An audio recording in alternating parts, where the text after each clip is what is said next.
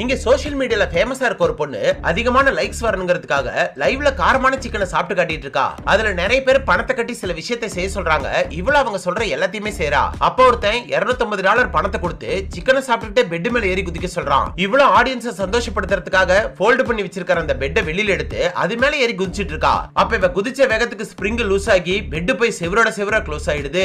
அதுல அவ வலி தாங்காம கத்திட்டு இருக்கா. அத லைவ்ல பாத்துட்டு இருந்த ஆடியன்ஸ்ல ஒருத்தன் உடனே போலீஸ்க்கு கால் பண்றான். ஆனா போலீஸ்க்கு இவளோட அட்ரஸ் தெரியாதனால உடனே அவளை காப்பாத்த முடியாம குழம்பி போயிடுறாங்க. சோ அவளோட அந்த வீடியோவை ரீவைண்ட் பண்ணி ஏதாவது க்ளூ கிடைக்குதான்னு செக் பண்ணிட்டு இருக்காங்க. அப்பதான் ஒரு விஷயத்தை நோட் பண்றாங்க. அதுல அவ சாப்பிடறதுக்காக வாங்கின சிக்கனோட பில்லுல அவளோட வீட்டோட அட்ரஸ் போட்டிருக்கு. அதை ஜூம் பண்ணி பார்த்து அந்த அட்ரஸை கண்டுபிடிச்சு அடுத்த நிமிஷமே ரெஸ்கியூ டீம் அந்த இடத்துக்கு போயிடுறாங்க. போய் அந்த பெட்டை இறக்கிட்டு பார்த்தா அந்த பொண்ணுக்கு ஒண்ணாகாம நல்லாதான் இருக்கா.